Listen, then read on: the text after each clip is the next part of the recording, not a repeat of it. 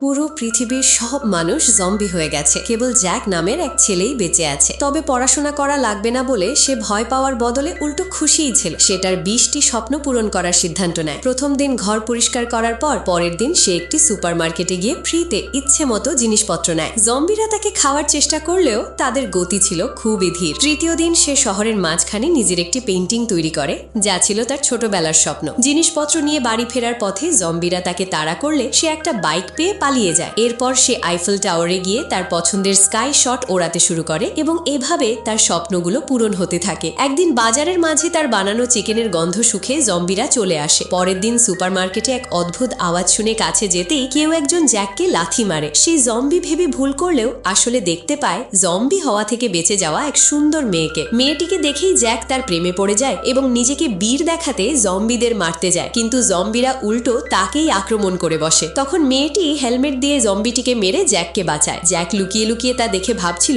মেয়েটি কত ভয়ানক। পরে জ্যাক মেয়েটিকে তার বাড়িতে খাওয়ার আমন্ত্রণ জানালেও মেয়েটি তা প্রত্যাখ্যান করে এবং বেঁচে থাকার জন্য কিছু